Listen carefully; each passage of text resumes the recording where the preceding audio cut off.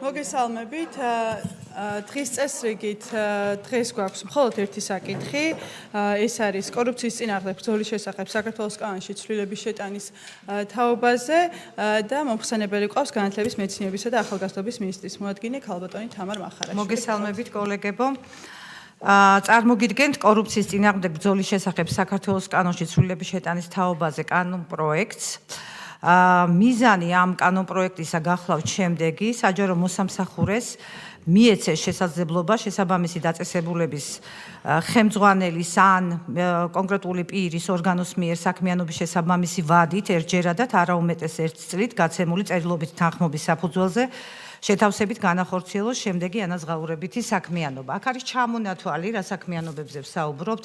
პირველ რიგში მოგეხსენებათ, რომ ზოგადი განათლების შესახებ საქართველოს კანონში შესული ცვლილების თანახმად იცით, რომ სასკოლო სახელმძღვანელოების შექმნის ვალდებულება გადაეცა სამინისტროს და შესაბამისად სამინისტრომ ძალიან დიდი სამუშაო ჩაატარა იმისათვის, რომ სახელმძღვანელოები შეიქმნას ისეთი, რომელიც თქვათ, რაც ვნახეთ ჩვენ პრობლემები და გამოწვევები კონკრეტული კვლევებიდან გამომდინარე.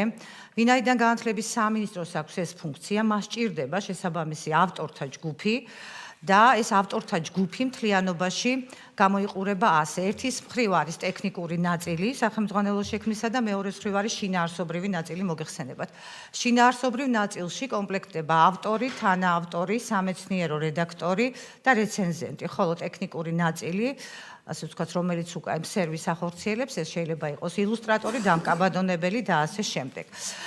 ჩვენ სწორედ ზოგადი განათლების შესახებ კანონით გათვალისწინებული სახელმძღვანელოების შექმნასთან დაკავშირებულ საქმიანობას ფიქრობთ, რომ გაჩნდეს ეს ჩანაწერი კორუფციის წინააღმდეგ ბრძოლის შესახებ საქართველოს კანონში და მოგვეცეს საშუალება ავტორი, თანაავტორი, სამეცნიერო რედაქტორი და რეცენზენტი, ასე ვთქვათ, როგორც შეთავსებითი სამუშაო ავიყვანოთ ადამიანი. თქვენ იცით, რომ როდესაც სახელმძღვანელოებზე ვსაუბრობთ, აქ ძალიან მაღალი კომპეტენციის ადამიანებზე ვსაუბრობთ, ადამიანებზე, რომლებიც, რა თქმა უნდა, შეთავსებითი სამუშაო გამოდის, ეს ვერ იქნება ერთადერთი სამუშაო.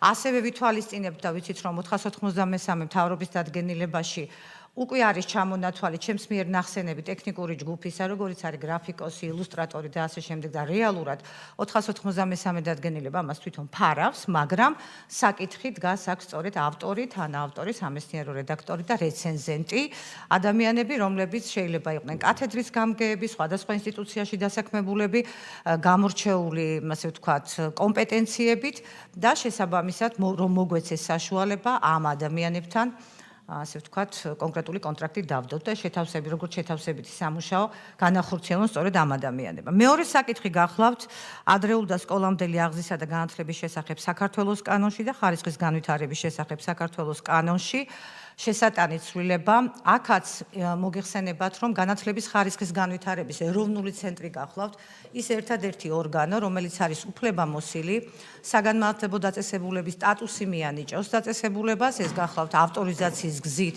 როგორც ბაღების, სკოლების, პროფესიულის და უმაღლესის ერთადერთი დაწესებულება და მას შესაბამისად სჭირდება ექსპერტები და ეს ექსპერტების შექმნის მთელი კრიტერიუმები და პროცედურები გაწერილი აქვს მას.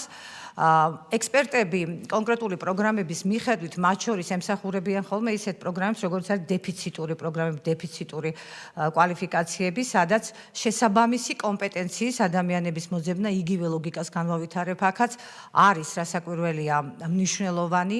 მოგეხსენებათ, რომ თავად საბჭოებს ამტკიცებს საქართველოს პრემიერ-მინისტრი, წარადგენს განათლების ხარისხის განვითარების ეროვნული ცენტრი კონკრეტული კრიტერიუმებით და შემდეგ ამტკიცებს საქართველოს პრემიერ-მინისტრი. ანუ ვსაუბრობთ ჩვენ ექსპერტებზე, რომლებიც ერთის მხრივ აწარმოებენ ხარისხის უზრუნველყოფას და გარე ხარისხის შეფასებას ინსტიტუციებში, ხოლო მეორეს მხრივ ვსაუბრობთ ავტორიზაციის საბჭოს წევრებზე, რომელთაც რა კომპეტენცია უნდა ქონდეთ, უკვე ჩვენ ყველა კარგად ხვდებით, როდესაც სწორედ ეს საბჭო ინიშნება პრემიერ-მინისტრის აწერს ხელს მათ დანიშვნას და ამის შემდეგ საბჭოს ის კომპეტენცია უნდა ქონდეს, რომ სხვადასხვა სტანდარტებით წარმოდგენილი ექსპერტების მიერ წარმოდგენილი დოკუმენტაცია არის თუ არა შესაბამისი საგანმანათლებლო დაწესებულება, ყველა საფეხურს ეხება ეს და ადასტურებს თუ არა კონკრეტულ სტანდარტებთან შესაბამისობას, ერთის მხრივ ეს შეამოწმოს, ხოლო მეორეს მხრივ სათითაოდ სილაბუსის შიდა ხარისხის უზრუნველყოფის დონეზე გაიაროს საკითხები, როდესაც პროგრამულ აკრედიტაციას ეხება საქმე. მაშასადამე აქ ჩვენ ვსაუბრობთ ძალიან მაღალი კომპეტენციის ადამიანებზე, კვალიფიციურ კადრებზე და აქედან გამომდინარე ბუნებრივია, რომ აი ეს გამონაკლისიც საჭიროა რომ ჩაიწეროს. ანუ ეს შეთავსებითი სამუშაოა, აქ საუბარი აკადემიურ პერსონალზე, რომლებიც დასაქმებულები არიან სხვადასხვა ინსტიტუციებში ბუნებრივია და მათი პირველადი სამუშაო ეს ვერ იქნება ექსპერტობა. თანაც საგულისხმოა, რომ ექსპერტობა არ გახლავთ ჩვენ ხარისხის ცენტრი არ იყვანს მათ 1 წლით და მრავალწლიანი კონტრაქტით, კონკრეტულ პერიოდში ისინი ირიცხებიან ექსპერტთა კორპუსში, გაივლიან რა შესაბამის შეფასებას, შემოწმებას, გასაუბრებას, ისინი ირიცხებიან ექსპერტთა კორპუსში და საჭიროების მიხედვით უკვე ხარისხის ცენტრი, როდესაც სჭირდება კონკრეტული პროგრამის აკრედიტაცია ან საგანმანათლებლო დაწესებულების ავტორიზაცია, კონკრეტულ ექსპერტს საჭიროებიდან გამომდინარე უხმობს და უშვებს ველზე. ასევე მნიშვნელოვანი გახლავთ, ესეც აუცილებლად უნდა ვახსენოთ ჩვენ, სააპელაციო საბჭო. ანუ ერთის მხრივ ავტორიზაციის საბჭოს წევრებზე ვსაუბრობ, აკრედიტაციის საბჭოს წევრებზე და სააპელაციო საბჭო, როდესაც დაწესებულება, რომელიც არ არის კმაყოფილი ან ასაჩივრებს ავტორიზაციის ან აკრედიტაციის საბჭოს გადაწყვეტილებას, აქვე იქნება აპელაციის საბჭო, იგივე მეთოდით ზუსტად, მასაც ნიშნავს პრემიერ-მინისტრი და აქაც უკვე ხვდებით რა დონის, რა კომპეტენციებზე ვსაუბრობთ. ამიტომ წარმოდგენილი ცვლილების მიხედვით ჩვენ ვითხოვთ, რომ გამონაკლისის სახით შეთავსებით სამუშაოდ დაფიქსირდეს და მოგვეცეს საშუალება, რომ განათლების ხარისხის განვითარების ეროვნულმა ცენტრმა აიყვანოს როგორც სკოლამდელი, სკოლის, პროფესიულის და უმაღლესის ავტორიზაციის და აკრედიტაციის ექსპერტები, საბჭოს წევრები, ავტორიზაცია აკრედიტაციის საბჭოს წევრები და აპელაციის საბჭოს წევრები. მადლობა. მოგესალმებით, ქალბატონ თამარ. სრულად ხვდებით და ვიზიარებთ იმ მოტივაციას, რამაც ეს ცვლილებები გამოიწვია. მე მაქვს კითხვა, შესაძლოა გამომრჩა თქვენი მოხსენებიდან, ან შესაძლოა იგულისხმება ეს ყველაფერი. რადგან ორი სხვადასხვა პოზიციის, პროფესიის ან დანიშნულების ადამიანის ერთ ასე ვთქვათ კორუფციის წინააღმდეგ ბრძოლის საკითხში და ინტერესთა კონფლიქტის ნაწილში გარკვეულ დაშვებებს და გამონაკლისებს ვაკეთებთ. ასეთი მსგავსი შემთხვევა შეიძლება იყოს რესურს ცენტრის ხელმძღვანელების შესაძლებლობა, რომ გქონდეთ სამუშაო საათები. ჩვენ რეგიონებში ბევრგან სადაც დავდივართ და ვხვდებით პროფესიულ წრეებს, გქონია და დასმოლა ესეთი საკითხი, რადგან ხშირად რესურს ცენტრის ხელმძღვანელები სულით, გულით, შინაარსით და თავიანთი მოწოდებით არიან პედაგოგები და მათთვის იმ შესაძლებლობის წართმევა, რომ გქონდეთ სამუშაო საათები სკოლაში, არის გარკვეულწილად რაღაცა მგონია რომ არასწორი. თუმცა მესმის თავიდან რატომ გაკეთდა ეს, რომ რადგან თავად რესურს ცენტრი არის კურატორი და ხელმძღვანელი სასკოლო ადმინისტრაციის, შესაძლოა რაღაცა გარკვეულ ინტერესთა კონფლიქტს ჰქონდა ადგილი, თუმცა ვფიქრობ, რომ როგორც ახლა ამ შემთხვევაში რესურს ცენტრის ხელმძღვანელების შემთხვევაში შეიძლება რომ გარკვეული გამონაკლისი დაიშვას და მათ საათები მიეცეთ. მადლობა ქალბატონინო ამ საკითხის წამოწევისთვის. მოგახსენებთ რომ ჩვენი რესურს ცენტრები კანონში შესული შესაბამის ცვლილების მიხედვით საჯარო მოხელეები გახდნენ. ასეთი ტიპის პრობლემა მათ მანამდე ასეთი ჩანაწერი იყო, რომ არ უნდა იყოს მისი ტერიტორია. ანუ რეალურად თქვენ რასაც ბრძანებთ ინტერესთა კონფლიქტის ნაწილში, კონკრეტული მის ტერიტორიაზე არ უნდა მოხდეს კონკრეტულ სკოლაში დასაქმება და ესენი სარგებლობდნენ ხოლმე ამ ჩანაწერით, მაგრამ სწორედ იმის შემდეგ, რაც საჯარო მოხელეები გახდნენ, რესურს ცენტრები ეს პრობლემა წარმოიშვა. ამ თემაზე ჩვენ ვმუშაობთ, იმიტომ რომ აბსოლუტურად გეთანხმებით იმ ლოგიკაში, რასაც თქვენ ბრძანებთ, რომ რესურს ცენტრები არიან რიგ შემთხვევაში და ხშირ შემთხვევაში, როდესაც რესურს ცენტრებს ვიყვანთ, ჩვენ ზუსტად საგანმანათლებლო ლიდერები. ჩვენ თუ მათ ვენდობით და ვაბარებთ მთლიანად ამდენ სკოლას, საკუთარი ტერიტორიული, ვთქვათ, პრინციპის მოწყობიდან გამომდინარე, ლოგიკურია, რომ ძირითადად ისინი არიან მასწავლებლები. ამ საკითხზე ჩვენ გვაქვს რესურს ცენტრებთან კომუნიკაცია და აუცილებლად მინდა რომ იყოს გათვალისწინებული და წარმოგიდგენთ მე კონკრეტულად დამუშავებულ თემას. მადლობა. ჩემი მხრიდან და დარწმუნებული ვარ კოლეგებსაც იგივე პოზიცია აქვს, ჩვენი მხრიდან იქნება სრული მზაობა, რომ თუ რაიმე ცვლილება არის საჭირო, დაგიჭიროთ მხარი, იმიტომ რომ დარწმუნებული ვარ თქვენ ძალიან კარგად გაწერთ პროცედურას, რომ ეს ინტერესთა კონფლიქტი არ იყოს იმ სკოლაში, სადაც მათ ექნებათ საათები, როგორც რესურს ცენტრის ხელმძღვანელი, ის არ მიიღებს მონაწილეობას რაღაც გარკვეული გადაწყვეტილებების მიღებაში, კონკრეტულად მისი, როგორც მასწავლებლის საქმიანობასთან დაკავშირებით, ამიტომ მარტივად შეიძლება რომ გადავიზღვიოთ თავი და ასევე შესაძლებელია რომ გამონაკლისის სახითაც დაიშვას და ამიტომ დავალოდებით თქვენგან ამ ცვლილებას. დიდი მადლობა ამ საკითხით დაინტერესებისთვის. მოგესალმებით, ქალბატონ თამარ, მადლობა წარდგენისთვის კანონპროექტის. მე მექნება ორი შეკითხვა. პირველი ეხება ზოგადად თუ გაქვთ მოკვლეული და გაანალიზებული ამ კანონის იმპლემენტაცია როგორ მიმდინარეობს ჩვენს ქვეყანაში, რამდენად რომელიც თავდაპირველად შემოვიღეთ და შემდეგ უკვე ახლა გამონაკლისის წესით ვამატებთ ჩამონათვალში.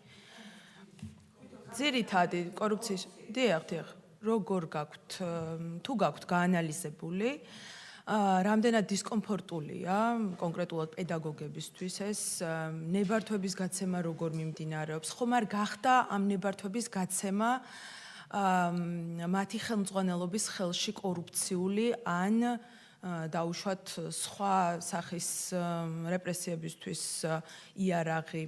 ანუ ამ მიმართულებით თუ გაქვთ ან რაიმე სტატისტიკა თუ გაქვთ რამდენი ნებართვა გაიცა და ასევე ჩვენ ვამატებთ ახლა ჩამონათვალში და ჩვენ მივესალმებით იმას რომ კონკრეტულად ჩამონათვალში დაემატება საავტორო საქმიანობა რატომ ხდება ამის დამატება თავის დროზე როდესაც შემოვიდა კანონპროექტი რატომ ვერ მოხდა მაშინ ამის გათვალისწინება რატომ ვიგებთ ახლა ხომ არ იყო მაშინაც დაჩქარებული წესით ამ კანონპროექტის მიღება და ხომ არ არის ამის ბრალი მადლობა.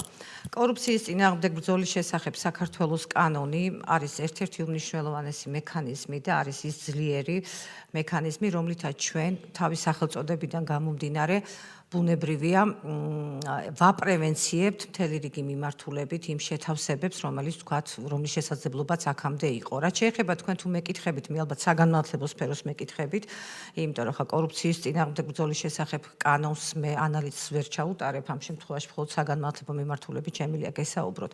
საქმე იმაში გახავთ, რომ სწორედ ეხლა დაიდენტიფიცირებული ექსპერტების თემა რომ ეს შეიძლება იყოს პრობლემა და ჩვენ გვჭირდება. ასე აგერ ქალბატონმა ნინომაც მე შემახსენა კონკრეტული საკითხი, რომელიც არის ნამდვილად მწვავე და ამ შემთხვევაში საჭიროებს დაიდენტიფიცირებას და ჩაწერას. ჩვენ სწორედ იმიდან გამომდინარე, რომ ვნახეთ სად გვაქვს გამოწვევები, ამიტომ გამოგვაქვს დღეს სწორედ ეს ექსპერტების ნაწილიც.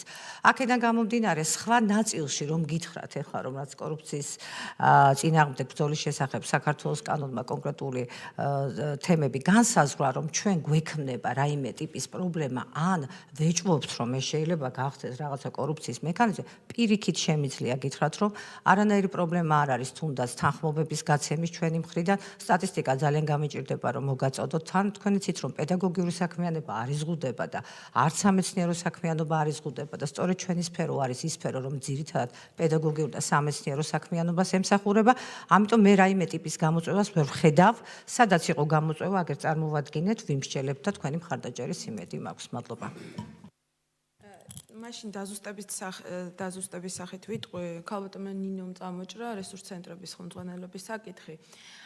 საავტორო მუშაობასთან დაკავშირებით, რატომ ზღუდავთ დაუშვათ და რატომ იქნებიან მხოლოდ სასკოლო ლიტერატურისთვის, საავტორო მუშაობისთვის, ასე ვთქვათ, გამონაკლისის წესით ეს ადამიანები დაფიქსირებული. ხომ არ ჯობია რომ დაუშვათ უფრო განვავრცოთ ეს ჩამონათვალი და იყოს დაუშვათ მხატვრული ან სამეცნიერო ლიტერატურის შექმნისთვის საავტორო მუშაობისთვის. მაგასთან დაკავშირებით თუ შეიძლება მე დავიტოვებ უფლებამოსილებას რომ პასუხი გაგცეთ ვინაიდან აღნიშნულ საკანონმდებლო პროექტში გვაქვს შენიშვნის სახით ზუსტად საავტოროსთან მიმართებაში და თუ შეიძლება ბატონ ლადოს მოусმინოთ და მე უკვე თქვენს კითხვას მე ვუპასუხებ და თუ მე დაზუსტება გენდომებათ დავაზუსტოთ.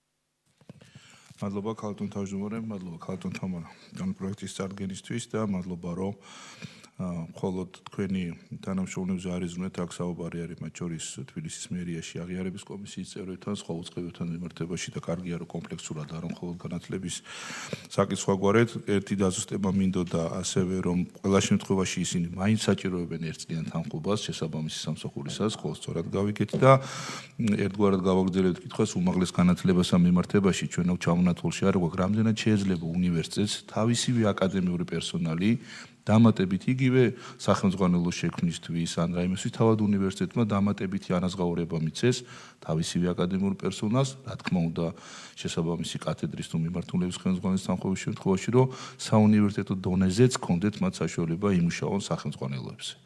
ეს გამორჩენილი გვაქვს თუ უბრალოდ მე ვერ გავიგი ან თქვენი მოსაზრება. მადლობა.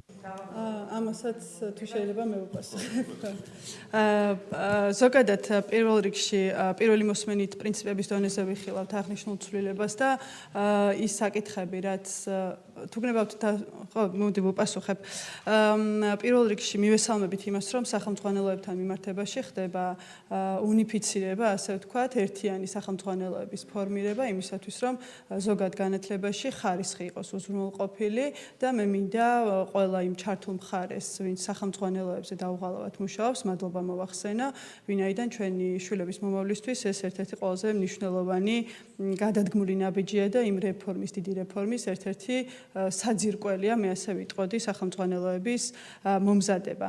რაც შეეხება უშუალოდ ცვლილებების ნაწილს, ცვლილებების ნაწილში პირველ პუნქტში თქვენ გაქვთ წარმოდგენილი საავტორო უფლებების საკითხი, რომელიც და ეს მოქმედი კანონმდებლობა ითვალისწინებს სამეცნიერო, პედაგოგიური და შემოქმედებითი საქმიანობის განხორციელების შესაძლებლობას, რომელიც ითვალისწინებს სამეცნიერო საქმიანობას, მათ შორის სამეცნიერო სტატიის ნაშრომის გამოქვეყნებას, აგრეთვე პედაგოგიური საქმიანობის ფარგლებში სასწავლო პროგრამების წარმართვას და სხვა სახის პროფესიული ცოდნისა და გამოცდილების გაზიარებას. ამდენად ზოგადი განათლების სახელმძღვანელოებთან მიმართებით კანონში ამ რედაქციის დაზუსტება საჭიროებას არ წარმოადგენს, ვინაიდან ასე ვთქვათ, სახელმძღვანელოების იქნება თუ წიგნის მომზადება ჩვენ და ნებისმიერ საჯარო მოხელე იქნება, პარლამენტის წევრი იქნება თუ სხვა, კონსტიტუციით გვაქვს ამის უფლება, მოსილება და კონსტიტუცია ამაზე უფრო აღმატებული კანონია, შესაბამისად არ საჭიროებს ამ ტიპის ჩანაწერს, იმიტომ რომ თუ რაღაცა კონკრეტულად ზოგადი განათლების სახელმძღვანელოებზე ვახდენთ, მაშინ ყველა სათითაოდ უნდა ჩამოყვეთ და სათითაოდ უნდა გავაკეთოთ. ამიტომ ჩვენი კომიტეტში ჩვენ ვიმსჯელეთ, გვქონდა სამინისტროსთანაც ასევე საუბარი და კომიტეტის მხრიდან ამ ნაწილში მიგვაჩნია, რომ ეს ჩანაწერი არ საჭიროებს, იმიტომ რომ ავტომატურად ისედაც აქვთ მათ წიგნზე მუშაობის შესაძლებლობა, იქნება ეს სახელმძღვანელო, ზოგად განათლებაში, უმაღლესში თუ ზოგადად წიგნის ფორმირება.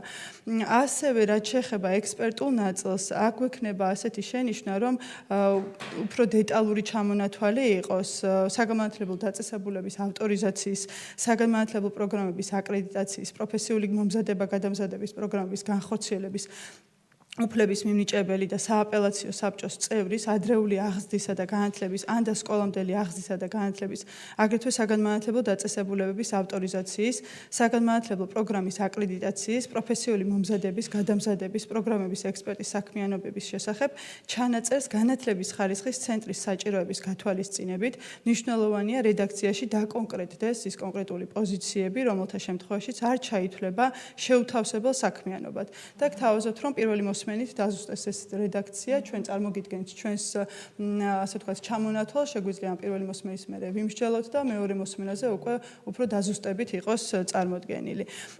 ასევე მინდოდა კომენტარი გამეკეთებინა კორუფციის კანონის აღსრულების ნაწილში, ზოგადად რომ ვთქვათ, არა მხოლოდ საგანმანათლებლოს რომ შევეხოთ, იცით რომ ჩვენი ხელისუფლების ერთ-ერთი მთავარი გაცხადებული მიზანი არის კორუფციასთან ბრძოლა, რომელზეც ჩვენ არაერთი მნიშვნელოვანი რეფორმა გავატარეთ და მათ შორის იყო ეს კანონიც წარმოდგენილი. ეფექტიანობასთან დაკავშირებით კანცელარიაში არსებობს ეფექტიანობის სამსახური სპეციალურად შექმნილი, რომელიც სწორედ ამ კანონის აღსრულებას და ზოგადად სახელმწიფო რეფორმების ეფექტიანობას აფასებს. ჩვენ შეგვიძლია რომ ამასთან დაკავშირებით მოსმენაც გავაკეთოთ ეფექტიანობასთან დაკავშირებით, თუმცა რაც შეეხება უშუალოდ საგანმანათლებლო საკითხს, ქალბატონმა თამარმაც ახსენა, ეს არის სფერო, სადაც ყველაზე უფრო ნაკლებად ეხება აღნიშნული კანონი, ვინაიდან საგანმანათლებლო, პედაგოგიური, სამეცნიერო საქმიანობა არის იმ გამონაკლისებში კონსტიტუციით, რაც საშუალებას აძლევს საჯარო მოხელე იქნება თუ სხვა ოფიციალური პირი, რომ ამ საქმიანობაში იყოს ჩართული. შესაბამისად, ვფიქრობ, რომ ეს ერთ-ერთი ძალიან მნიშვნელოვანი კანონი იყო, რომელსაც რა თქმა უნდა შედეგიც აქვს და ის პასუხისგებაში მიცემული ადამიანების რაოდენობით და იმ ჩატარებული პრევენციული ზომებით თუ იმშელებ, ნამდვილად ეფექტიანია. ძირითადად ეს იყო, რაც მინდოდა მეთქვა, ქალბატონ ეკას აქ კითხვა და შეგვიძლია მე უკვე კენჭისყრაზე დავაყენოთ. დიახ, ზუსტად ამასთან დაკავშირებით მინდოდა შეკითხვის დასმა, მაგრამ ქალბატონ მარიამ თქვენ ფაქტობრივად უპასუხეთ ჩემ კითხვას. მე საკითხავდი ასე, რომ მარტო რესურს ცენტრის თანამშრომლებზეა საუბარი, იმიტომ რომ არიან სხვა საჯარო მოხელებიც, რომლებსაც ასევე შეუძლიათ მონაწილეობა მიიღონ წიგნის სახელმძღვანელოს და ასე შექმნის პროექტში და მაშინ ისინიც რატომ არ უნდა იყვნენ, ასე ვთქვათ, რესურს ცენტრები საერთოდ არ არის ამ იმაში წარმოდგენილი, უბრალოდ ქალბატონ ინომ დაასვა საკითხი, რომ რესურს ცენტრების ხელმძღვანელებსაც შეექმნათ. თუმცა კიდევ ერთხელ ვამბობ, რომ საავტორო საქმიანობა, აი წიგნებთან დაკავშირებით იყო ეს, კონსტიტუციით, ანუ გაცილებით უფრო უმაღლესი საკანონმდებლო ჩარჩოთი იძლევა იმის შესაძლებლობას, რომ იყვნენ ჩართულები. ჩვენ მე ვთხოვ ასევე ჩვენს აპარატსაც, რომ სამინისტროსთან ერთად დაამუშავონ, თუ კი არსებობს რაიმე ტიპის გამოწვევა უშუალოდ რესურს ცენტრების პედაგოგიურ საქმიანობაში ჩართულობასთან, რასაც მე ესეთ შეხედვით ვხედავ, მაშინ იქნებ ამ მიმართულებით ვიმუშაოთ, იქნება ეს დადგენილება თუ საკანონმდებლო ცვლილება, რა თქმა უნდა, ჩვენ მზად ვიქნებით, ვინაიდან პედაგოგიური საქმიანობა არის ერთ-ერთი ის სფერო, სადაც მნიშვნელოვანია, რომ შესაბამისად ადამიანება, შესაბამის დაგროვილი ცოდნით, გამოცდილებით გადასცენ ჩვენ მომავალ თაობას. თუ სხვა კითხვა არ დავისრულებია მე. არ დამისრულებია. მე საკითხი ვამბობ, თუ სახელმძღვანელოს შექმნა და სახელმძღვანელოს შექმნაში მონაწილეობის მიღება ჩვენ განვიხილავთ როგორც სამეცნიერო პედაგოგიურ მოღვაწეობას, მაშინ ეს მხოლოდ საგანმანათლებლო დაწესებულებაში დასაქმებულ საჯარო მოხელეებს არ უნდა შეეხოს, ეს უნდა შეეხოს ყველას. აბსოლუტურად, ხო? ანუ ამ მიმართულებით ხდება ჩანაწერის ცვლილება. კი. ძალიან დიდი მადლობა თქვენ კომიტეტს, ძალიან ასე ვთქვათ, სწორი აქცენტებისთვის. მთავარი რა არის? მთავარი გახლავთ ის, რომ ჩვენ მოგვეცეს თავისუფლად იმის შესაძლებლობა, რომ ავტორი იქნება, რასაც ქალბატონ ეკა თქვენს ბრძანებთ. ავტორი, თანაავტორის, რატო ვამბობთ აი ამ 4 პოზიციას? იმიტომ რომ დანარჩენი, ვინც სახელმძღვანელოს შექმნაში არის ჩართული, კონკრეტული დადგენილება, როგორც გამონაკლისად უკვე საზღვრავს. ანუ როგორიც არის რედაქტორი არა, ილუსტრატორი, დამკაბადონებული, ანუ ასე ვთქვათ, ტექნიკური ნაწილის მომგვარებელი სახელმძღვანელოს შექმნის პროცესში, მაგრამ შინაარსზე მომუშავე, ასე ვთქვათ, ძირითადი შემადგენლობა, დიახ, ქალბატონო ეკა, ეს არა მხოლოდ რესურს ცენტრის, ნებისმიერი უნივერსიტეტის აკადემიური პერსონალიდან დაწყებულა, თუ მაქვს ზუსტად 1 წუთი გეტყვით, როგორ მოხდა ამ ადამიანებს, რას ვაკეთებთ ჩვენ ამ თვეების განმავლობაში, იმიტომ ეს კითხვები არის ხოლმე სახელმძღვანელოს შექმნის მიმართულებით. პირველი ჩვენ ძალიან დიდი კვლევა ჩატარდა 2024 წელს სასკოლო სახელმძღვანელოების გამოწვევასთან დაკავშირებით. ჩვენი განათლების კვლევების ცენტრმა ჩაატარა გრიფირებული სახელმძღვანელოს პრობლემები და გამოწვევები. დავიწყეთ აქედან. ამის შემდეგ, როდესაც გადაწყდა, რომ მიუხედავად იმისა, რომ თავისუფალ ბაზარზეა სახელმძღვანელოების კეთება იყო აქამდე და იცი თქვენ რა ტიპის გამოწვევები ქონდა სახელმძღვანელოებს, ძალიან დიდი დრო დამჭირდება ამისთვის, რომ ყველაფერი ჩამოთვალო. მიუხედავად იმისა, რომ ცალკეული სახელმძღვანელოები ცალკეულ კლასში შეიძლება კარგი იყო, ცოტა გაგვინაწყდნენ ავტორები რა არ მოგწონთ ჩემი კონკრეტული სახელმძღვანელოსი, მაგრამ განათლების სამინისტროს მთავარი ფუნქციაა, რომ ერთი საგნის ჭრილში უწყვეტი ბმა იყოს მეთოდოლოგიურად მათ შორის, ასევე საგანთა შორის. ამიტომ კვლევამ დაგვიდო პირდაპირ რა ტიპის გამოწვევები არსებობს. ჩვენ რა გავაკეთეთ პირველი, როგორც კი გადაწყდა და ზოგადი განათლების შესახებ საქართველოს კანონში შევიდა ცვლილება და ითქვა, რომ სახელმძღვანელოებს მოკეთ მიხედოს განათლების სამინისტრომ, ანუ ის აკეთებს სახელმძღვანელოს, ან ითანხმებს. ნახეთ როგორი ჩანაწერია.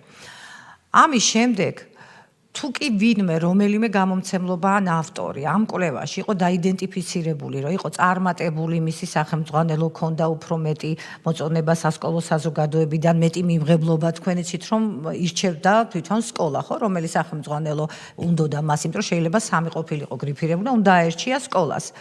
ჩვენ დავიწყეთ სწორედ ყველა ამ ადამიანთან კომუნიკაციით. ავტორები, თანაავტორები, ექსპერტები, სასკოლო საზოგადოება და ძალიან დიდი ჯგუფი შევკრიბეთ და თქვენცით რომ მანამდე სტანდარტები ქონდა ჩვენ დამუშავებული და 6 თვე ამუშავებდა ყველა სკოლა ჩვენ სტანდარტებს. ეს არც ერთ კაცს გაუკეთებია და არც ორ კაცს.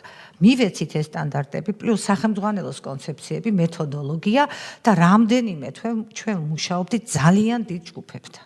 ძალიან დიდ ჯგუფებთან და აქედან გამომდინარე ლოგიკურია რომ დავინახეთ რომ ნებისმიერ ადამიანს უნდა კონდეს საშუალება მაღალ კომპეტენციაზე ვსაუბრობ მაგრამ კიდევ ერთხელ ეს სამუშაო არ არის ერთადერთი ის არის შეთავსებითი და ხშირ შემთხვევაში სწორედ აკადემიური პერსონალი უნივერსიტეტისა რესურს ცენტრის ხელმძღვანელი იქნება თუ არა ხელმძღვანელი მასწავლებელი მათ შორის ახლა ჩვენ პროცესში ჩართული ყავს მათ შორის მასწავლებლის პროფესიული ჯილდოს ფლობელი მასწავლებლები და არა მხოლოდ ისინი ფოკუს ჯგუფებიდან დაწყებული მასწავლებლის ხმაც ხო გვაინტერესებს ყველას უნდა მიეცეს საშუალება ვის დააკმაყოფილებს კონკრეტულ კრიტერიუმს უნდა მიეცეს საშუალება და არ უნდა ვიყოთ ჩვენ შეზღუდული როდესაც ამხელა პროცესში მივიბით ამხელა პასუხისგებლობა ავიღეთ და სახელმძღვანელოს შექმნის პროცესში რომ არ ვიყოთ შეზღუდული და ჩვენი კომიტეტის პასუხი რომ ამას უკვე კონსტიტუცია არეგულირებს და შესაბამისად ჩვენ კორუფციის კანონს გავყევით ამ შემთხვევაში ჩვენ ქონდა კიდეც ამაზე ხო მთელი რიგი განხილვები და კომუნიკაციები ჩვენთვის უკვე პასუხია რომ ჩვენ გვართ თავისუფლები მათ შორის და თქვენ კითხვაზეც პასუხი გაცემულია სასკოლო სახელმძღვანელოს ავტორზე გესაუბრებოდით ახლა მე სასკოლო სახელმძღვანელოს ავტორის თანაავტორის რეცენზენტის და რედაქტორის შერჩევის რომელიც გითხარით როგორ მიმდინარეობს პროცესში ვართ თავისუფლები და შეგვიძლია რომ როგორც შეთავსებითი სამუშაო თქვათ შესაბამის პირი დავაკონტრაქტოთ მადლობა რაც შეეხება ექსპერტებს ამასაც ვიტყვი ქავტო მარიამ დიახ ჩემს მიერ რეალურად ჩამოთვლილი იყო რომელი ექსპერტებზე ვსაუბრობთ ხარისხის განვითარების ეროვნული ცენტრის ექსპერტები დიახ არიან ან სკოლამდელი ან სკოლისა მაგრამ დაკონკრეტებას ნამდვილად აქვს აზრი იმიტომ რომ არ იყოს მერე გაყვანილი კიდე სხვა სახის სამუშაო ექსპერტობად ამიტომ გეთანხმებით ნამდვილად რომ დაკონკრეტება კარგია მადლობა კარგით მაშინ ამ პირობით უყაროთ კენჭი რომ ცვლილებები შევიდეს ვინ არის მომხრე დიდი მადლობა ერთხმად მიღებულია ამით კომიტეტის ხმა დახურულია მადლობა